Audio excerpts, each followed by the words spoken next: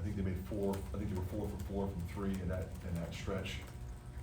Now, I think you can beat this team if they only make 10. 10's not a great number, obviously, but if they're making 14, 15, it's going to be virtually impossible to beat them. So you take that stretch out of there. I thought we were there, but we weren't there. Are we switching? Are we not switching? We're sort of up on the ball screen, but not really. And they were getting downhill on us and creating 3-point shot opportunities, but also getting to the free throw line. Brian, how do you walk away from the game? Do you feel positive that you hung close, or disappointed with the win, or the loss, or how do you feel right now? Chad, you've known me a long time. I feel the same way every time. We did some really good things tonight. We did some things that have to be corrected, but I'm not going to, focus on any one particular thing that makes me angry or makes me happy. I wanted to get 10 guys playing time. We were able to do that. The young guys were able to get some quality minutes and execute and get the opportunity to play through their mistakes. I pulled them a little quick in the first half because the starters were doing really well, and I left those starters out there. And the young guys were really good, in the second half, fighting to help get us back in there, and then the starters came back and did well. So a lot of good things, but things that clearly, if you're going to beat a team of that caliber, that you can't do.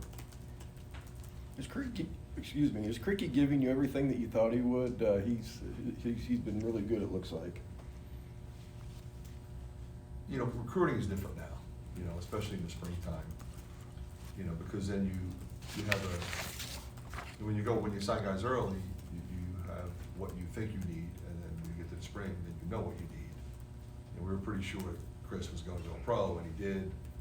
So we needed a front court guy that could be an impact player that fit kind of how we play. And we looked at a lot of players. There's a lot of guys in the portal, as you know, and he was the guy we targeted.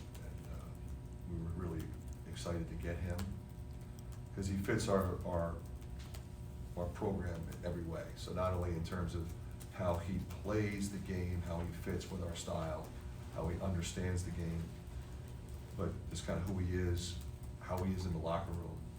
He is everything you want as a coach in terms of work ethic and character and understanding teamwork and commitment to winning. So, the only disappointment is I only get to coach him for 1 year.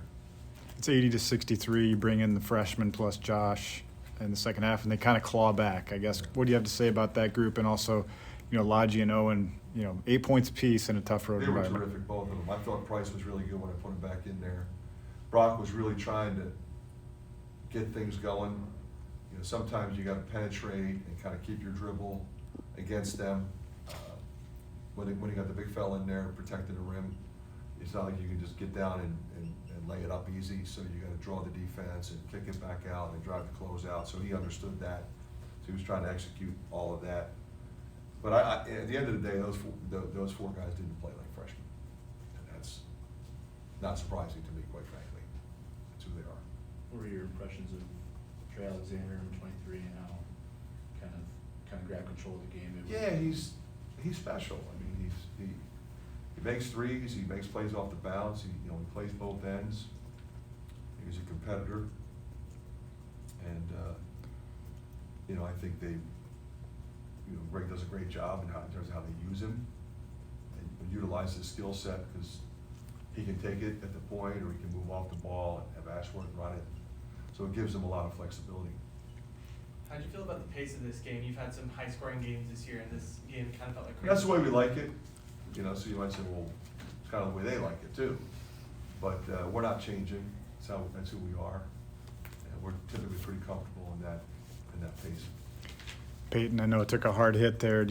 Any early prognosis or what happened? I was really close to not putting him back in. Yeah. What Brad said, they took him in the back and they put him through a battery of tests, and they said he was fine. Mm-hmm. He wanted to go back in. That's not typically enough to put him back in. We've got to make sure.